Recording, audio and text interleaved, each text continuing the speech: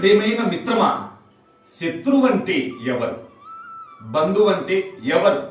ఎక్కడున్నారు వారు? ఎక్కడ నుంచి, ఏ దేశం నుండి పట్టుకొని వద్దాం చెప్పు. నీ మనసే నువ్వు చెప్పినట్లు వింటే అదే బంధువు. నీ మనస్సు చేతిలో నీవు బానిసవైతే అదే నీకు శత్రువై పీడిస్తుంది. కనుక బంధువైనా శత్రువైనా ఆ రెండు పాత్రలు నీకు అందించేది నీ మనసే. నీ మనసును కంట్రోల్లో పెట్టుకుంటే ఈ రెండు నీ దగ్గర మాయమై శాంతి ఖాయమై నిన్ను పూజిస్తుంది. కనుక మన ఏవా మనుష్యానాం కారణం బంధ మోక్షయోహో బంధాయ విషయాసక్తం ముక్తై నిర్విషయం స్మృతం. అంటే కోరికలని కోడె నాగులు బుసలు కొట్టి కాటేస్తుంటాయి. ఎవరిని? అదుపులో మనస్సు లేని వారిని విషయ సర్పాలు కాటేసి బలి చేస్తాయి.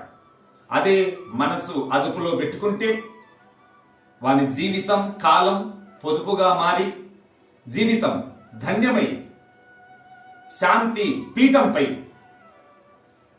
హాయిగా విశ్రమిస్తారు. కనుక సుఖదుఖాలకు మూలం మనసు.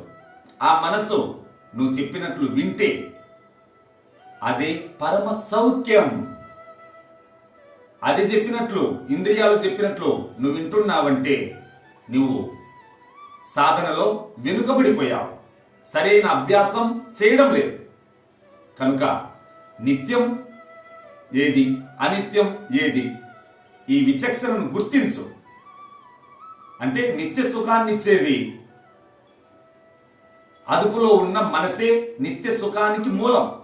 అదుపు తప్పిన మనసే నిత్య వైరానికి, యుద్ధానికి. అదుపులో లేని మనసే భయంకర శత్రువై బాధిస్తుంది. మిత్రమా, ఈ శత్రువు బంధువు సృష్టిలో లేనే లేరు, మనం చూసే దృష్టిలోనే ఉన్నారు.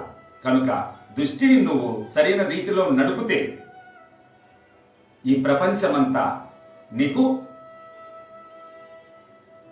పరమ బంధువై నిన్ను ఆదుకుంటుంది.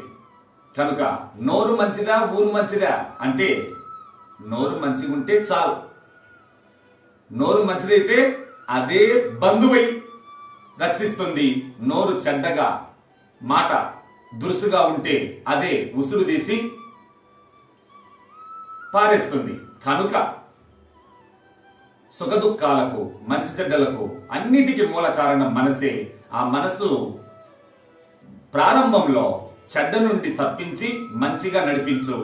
చివరికి ఆ మనసు కూడా వద్దని జ్ఞాన దృష్టితో మనసును నడిపించే ఆత్మ దృష్టిని, అంతర్ముఖ దృష్టిని పొందితే అన్ని సమస్యలు అదృశ్యమై ఆత్మశాంతి ప్రత్యక్షమవుతుంది. ఓం స్వస్తి.